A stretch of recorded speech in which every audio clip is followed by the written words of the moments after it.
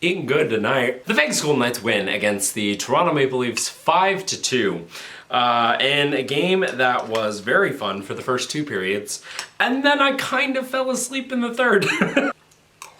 Side note, not sponsored. I bought that box of cereal for like $1.50 at my local Kroger. The game starts off.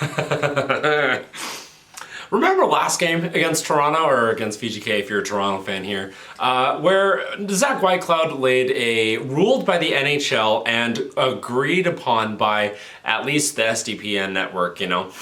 Clean hit because they took that hit that happened from Whitecloud on Nyes. They made a video about it, like we've been begging them to do, about clean calls that are in the gray area about, you know, things, and they said it was clean, and we can see from the precedent set of why that would be the case. And recently, it's been a thing where it's like, after clean hits, we gotta drop gloves, like, cause that makes sense. Zach Whitecloud stood up to the test, and Matthew Nyes pulled him with a ton of lefts. Zach Whitecloud got the takedown. That's Nyes' second career fight, but he's also had a much shorter career than Whitecloud so far, and Whitecloud's third. He doesn't fight much, if at all. One of those fights was in the playoffs, so I don't really know if that counts towards his record. It counts on NHL fights and whatnot, but anyways, the point being, no, yeah, that was a tilt that Nyes won, but Nyes for Whitecloud for the first 5 minutes of a game, when Nyes has been as spectacular as he's been so far this season, and Whitecloud is what, our 4th or 5th best defenseman, depending on the night. I mean, sentimentality wise, I get it, but you're trying to win a hockey game, right? I really don't like soggy cereal, so I'm gonna finish this real quick and then we'll get back to the game. Sorry if I offended you if you poured milk first instead of cereal. 5 minutes in, almost, Saad blocks a shot in the defensive zone. Golden Knights go the other way. He has a chance on Joseph Woll, but Joseph Woll makes the first stop, backs out. Tomas Hertl buries the rebound, 1-0 Vegas early, and it's great. That's Hertl's 24th of the season, halfway of his jersey number, and hey, he scores even strength as well as on the power play. So let's go. Tomas Hertl, what a pickup from the Golden Knights from the San Jose Sharks last year. It's almost like that could have been the trade going into this year. Like, we don't need to do anything during the deadline, right? Right? Several minutes later, Vegas in transition, so off of a defensive zone draw that we win, get it out of the zone. Beautiful feed from, I think it was Hanifin. Finds Kolzar at center ice. They manage to get into the zone, drops it back for Barbashev, passes it over to Howden, who's streaking in towards the net, gets the puck to his backhand, and is kind of forced by the defense from Toronto to just shovel it backhand towards the net. And it goes in, past Joseph Woll to make it 2-0. And that was a really soft goal from Joseph Woll to let in there. But I'm not gonna complain because it's Vegas. Vegas up 2-0. Then Vegas goes to a power play. And I cannot stress, like, our power play is lethal. We win the face-off, get possession, get control of the puck. We send it on over to Jack Eichel. One times it past Joseph Woll, who's still in net, but won't be after this goal. 3-0 Vegas. Jack Eichel's 20th of the season. He scored a 20-goal season in every single season of his career, minus the shortened one from COVID, and the one where he was traded to us and only played in like 34 games and got injured because he broke his hand. Anyway, an absolute rocket of a one-timer from Jack Eichel, who doesn't do that a ton, but it's lethal. Our power play, that's like a first. I am so happy that I can legitimately call us power play merchants consistently throughout this season. Let's hope that that continues into the playoffs, even though power plays are going to be few and far between. To start the second period, Jack Eichel forechecking, gets towards the boards, falls onto his butt. From his butt, transitions to his knees, still fighting for that puck. Gets it, backhand feeds us into the open slot where Noah Hanifin was it Hanifin immediately? Immediately Noah Hanifin, who skates up towards the left where no one is, and then shoots it on past Stolarz. It's 4-0, like 8 seconds into the second. Insane pass from Eichel, insane finish from Noah Hanifin, who continues his hot streak, including a goal and an assist tonight, and that's the only time in his career that he's had back-to-back-to-back multi-point games. as a defenseman. That's ridiculously good. That's fantastic. In the role that he's stepped up in since we lost Shea Theodore, that offensive demand that we need from a defenseman, he's filled that spot beautifully. I have no idea what we're gonna do when Shea Theodore returns for game 1 of the playoffs. On that goal, Jack Eichel notches his 54th assist of the season, which is tied for his career high. And so a career season from Jack Eichel, that you gotta love that, right? Massive penalty kill from Vegas throughout this game up to this point. And then a little bit of controversy here. Hurdle, down low, keeps possession of this puck, and we're trying to battle for all that space. Everyone collapses in, and the puck gets shoveled up to Tanner Pearson, who tries to shoot it on, and gets like 3 pokes at it before it finally goes into the back of the net.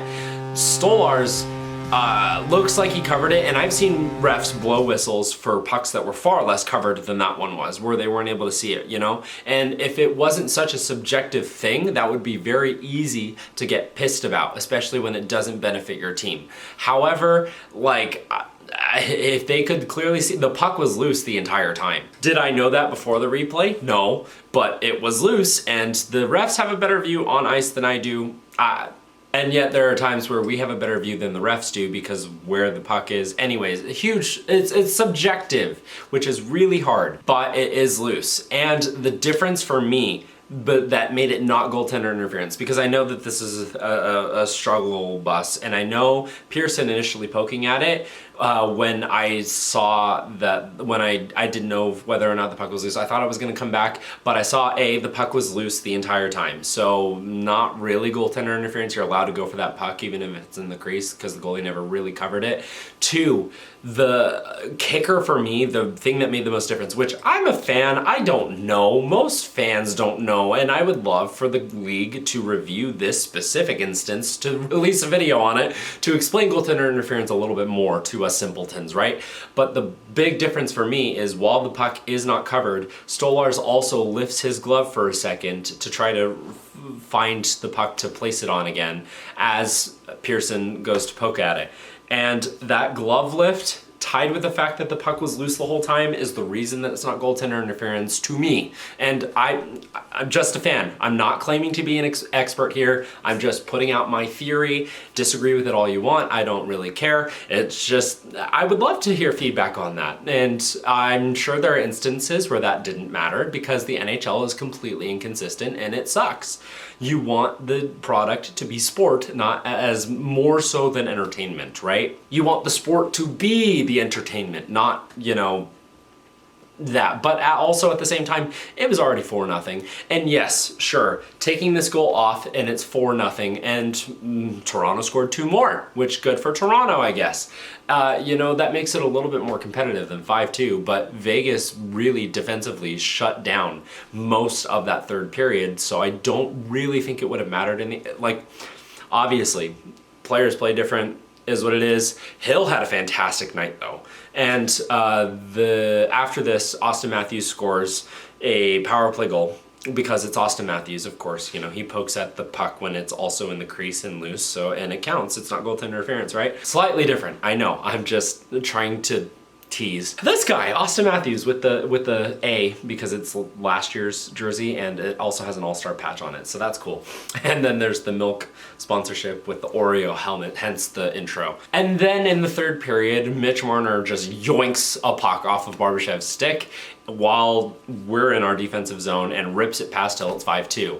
But other than those 2 plays, which it's a turnover that leads to an immediate shot on goal where Petro hesitated on what he was doing defensively, and that led Mitch Marner to have an open shot essentially, and Nick Hague couldn't really get to him fast enough, even though it was probably Hague's guy, but it was also, I don't know, defensive assignments there. In general, Vegas defensively did a really excellent job tonight. It was reminiscent of the game that they had last against New Jersey, again, the game before that against New Jersey, right before the four nations face-off, and just our 3rd win in a row. After the Chicago game, I was wanting a solid defensive game. I wanted 1-0, I got 2-0. And we saw a continuation of that even though we allowed 2, Hill was phenomenal tonight. And defensively, we were really good. We allowed 1 on the power play and 1 due to a weird giveaway from Barbashev / really excellent takeaway from Marner. And it's Matthews and Marner, right? In general, Great game. And of course, the game before, that was the first of the doubleheader on TNT, you know, went into overtime like I predicted last game. It's a simple formula that the first game always goes into overtime when Vegas is playing the second game. But hey, at least you can count on consistency there from the NHL. Hey, Maple Leafs fans, if you're still here, get a kick out of this. We faced the Devils, so your ex-head coach and Sheldon Keefe, then you guys, and next game is against the Penguins for Kyle Dubas. That's gotta be fun for you guys, right? And let's make that 3 straight wins, so the 4th, because Chicago before that, for the Vegas Golden Knights. Yeah, let's go in and have Pittsburgh come in, and who knows, they made 2 trades today. I have no idea what's going on in Pittsburgh. It makes no sense to me. Well, I don't know what I'm talking about though. I'm not a GM. I've not taken a sports administration class or business degree or whatever. I'm just a hockey fan who loved watching the game tonight, even though I fell asleep in the 3rd. And looks like we're getting a 1-taker from Steve, so that's fun. Anyways, that's gonna be it for game 61s. At least it's not 67s. That review. Thank you so much for watching. Have a good night.